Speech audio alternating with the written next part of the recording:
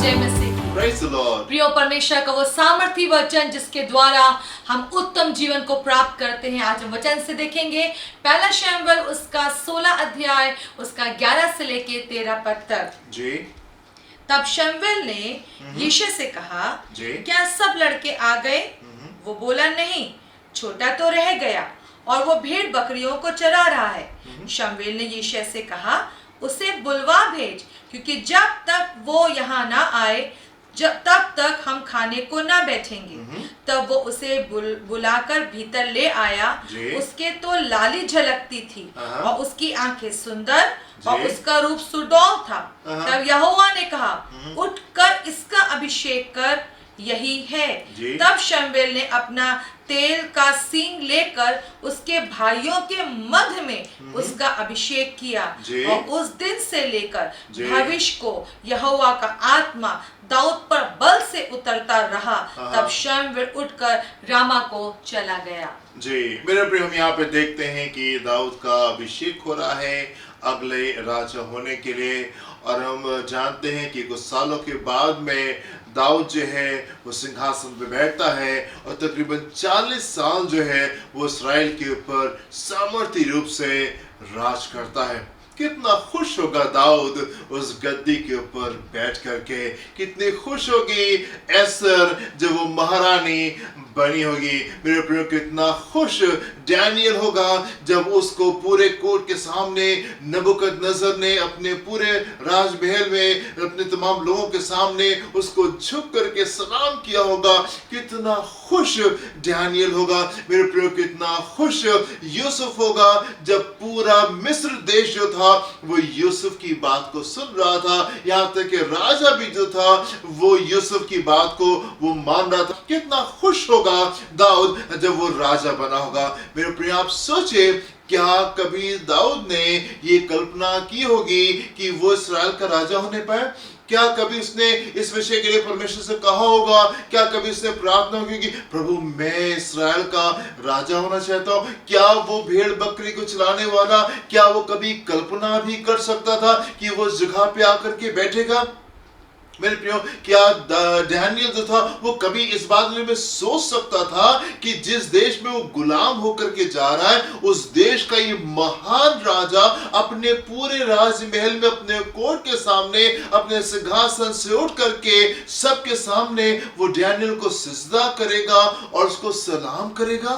क्या कभी डैनियल ऐसा सोच सकता था? मेरे प्रियो, क्या यूसुफ कभी ये कल्पना कर सकता था, चाहे वो जब अपने घर में था और जब वो दर्शनों को प्राप्त कर रहा था, जो प्रभु उसको दिखा रहे थे अपने घर में, या जब वो गुलामी में आया, पोतीफर के घर में था, जेल के अंदर था, क्या कभी वो ये कल्पना कर सकता था कि वो मिस्र देश का प्रधानमंत्री बनेगा और मिस्र देश के सबसे बड़े जो हाकिम होंगे वो भी यूसुफ की बात को मानेंगे और राजा भी उसकी बात को अहमियत देगा? क्या कभी यूसुफ इन बातों को सोच सकता था? क्या कभी मूसा ने सोचा होगा कि व्यवस्था मेरे द्वारा आएगी? क्या कभी मूसा ने सोचा होगा कि वो पर्वत के ऊपर परमेश्वर के साथ में समय को बिताएगा और परमेश्वर मूसा को मंदिर के बारे में बारीकी को बताएगा कि कैसे कैसे तमाम डिटेल्स को देगा कि वो मंदिर कैसे बनना है और उसके बाद मूसा उस मंदिर का निर्माण करने पाएगा? क्या कभी इन्होंने चीजों की कल्पना की होगी?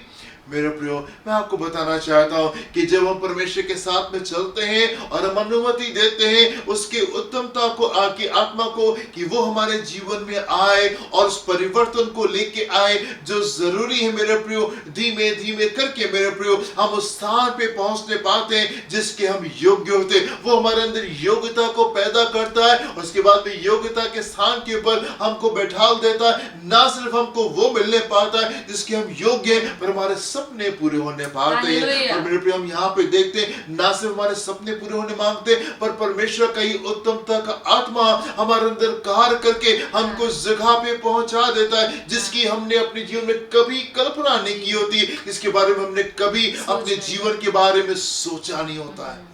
परमेश्वर का उत्तमता का आत्मा, ये स्पिरिट ऑफ एक्सीलेंस, अगर आप इसको अनुमति देंगे अपने जीवन में परिवर्तन को लेके आने के लिए, ग्रेजुअली धीमे धीमे करके आप उस जगह पे पहुंचने पाएंगे मेरे प्रियो, जहां पे लोग आपको देखने पाएंगे, लोग आपको पहचानने पाएंगे और वो आपको इज्जत देने पाएंगे। और मेरे प्रियो, परमेश्वर का उत्तमता का आत्मा आपके जीवन में उन चीजों को लेकर के आएगा जिसकी आपने कभी सोचा नहीं होगा, जिसकी आपने कभी कल्पना नहीं की। दाऊद ने जब वो भेड़ बकरियां चराता होगा तब कभी उसने इस बात की कल्पना नहीं की होगी कि वो कभी सिंहासन के ऊपर जाकर के बैठने पाएगा और वो इतना सामर्थी राजा होने पाएगा। यूसुफ ने कभी इसकी कल्पना नहीं की होगी कि मिस्र देश जो इतना महान देश है, इतने सामर्थी लोग होंगे, यूसुफ की बातें वहां भी मानी जाएंगी, जो कुछ यूसुफ कहेगा वो बातें मानी जाएंगी। मेरे प्रिय, जब हम परमेश्वर के साथ में चलते हैं, उसकी आज्ञाओं को मानते हैं, उसको अपने जीवन में इज्जत देते हैं, परमेश्वर हमको इज्जत देते हैं और हमको इस जगह पे लाके खड़ा करते हैं जिसकी हमने कभी सोचा नहीं था,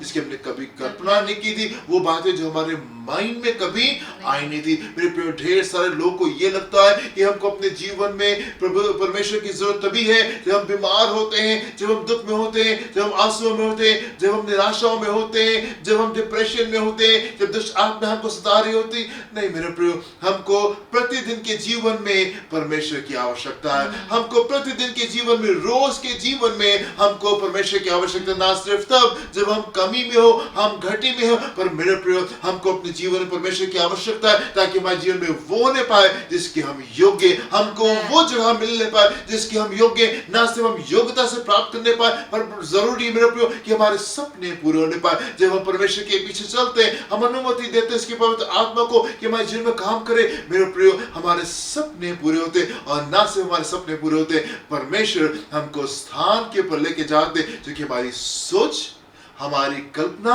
हमारे सपनों से कहीं बियॉन्ड होता है, कहीं बियॉन्ड होता है। एक दिन वो दिन आता है जब दाऊद जो है वो परमेश्वर के भवन में जाता है और परमेश्वर से कहता है, प्रभु मैं कौन हूं और कौन है मेरा परिवार जो इतना बड़ा वायदा आप मुझसे कर रहे हैं?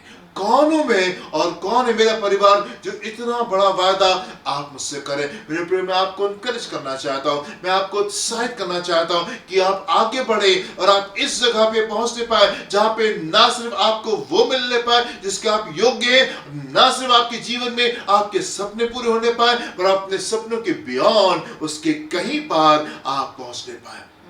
मेरे प्रिय, हम जानते हैं हकीकत क्या है, यीशु के बगैर तो हम वही नहीं प्राप्त कर पाते जिसके हम योग्य होते। कई बार जो हमारा हक होता है वो दुष्ट चोरी करके ले जाता है, जो हमारी चीजें होती हैं उन्हीं को हम नहीं संभाल पाते और उन्हीं चीजों को दुष्ट जो है वो हमारे पास से लेकर के चला जाता है। हम जानते हैं यीशु के बगैर कितना स्ट्रगल होता है, पर यीशु के साथ में एक उत्तम जीवन है। मेरे प्रिय, यीशु आपको एक उत्तम जीवन के लिए बुला रहे। प्रभु यीशु मसीह ने कहा, मैं संसार में इसलिए आया ताकि तुम जीवन पाओ और बहुत आयत का पाओ। मेरे प्रिय, मैं आपको एनकरेज करूंगा कि आप इस बहुत आयत के जीवन के लिए आगे बढ़ें और ना सिर्फ अपने सपनों को पूरा करें, पर आप अनुमति दें परमेश्वर को कि वो आपको आपके सपनों से भी कहीं आगे लेकर के जाने पाए और आपको उस मुकाम पे पहुंचाए जिसकी आपने कभी कल्पना नहीं की है, कभी आपने सोचा नहीं है। प्रभु आपको आशीष दे। हम अपनी आंखें बंद करेंगे और हम प्रार्थना करेंगे। पिता परमेश्वर, आपने हमको केवल बुलाया ही नहीं, परंतु आपकी बुलाहट भी हमारे जीवन के लिए विशेष है। आपने उत्तम बातों को हमारे लिए रखा है, आपकी उत्तम योजनाएं अपने लोगों के लिए हैं। प्रभु, हम प्रार्थना करना चाहते हैं कि हमारे जीवन के नजरिए बदलने पाए, हमारी सोच के नजरिए बदलने पाए, हम आप में मगन होके बढ़ने पाए, हम आप में समर्पित होके जीवन को व्यतीत करने पाए, क्योंकि आपने अपने लोगों के लिए उत्तम बातें रखी जो हमारी योग्यता से भी बढ़कर है, जो हमारी सोच से बढ़कर है। पिता परमेश्वर, मेरे लोगों को इस नए मार्ग में वो बातें जो आपने रखी हैं उसमें जीने के लिए, उसको पकड़ के चलने के लिए आप सहायता करें। इस प्रार्थना को हम यीशु मसीह के नाम से मांगते हैं। आमीन, आमीन, आमीन। प्रभु आपको आशीष दे। God bless you। जय मसीह की। जय मसीह की।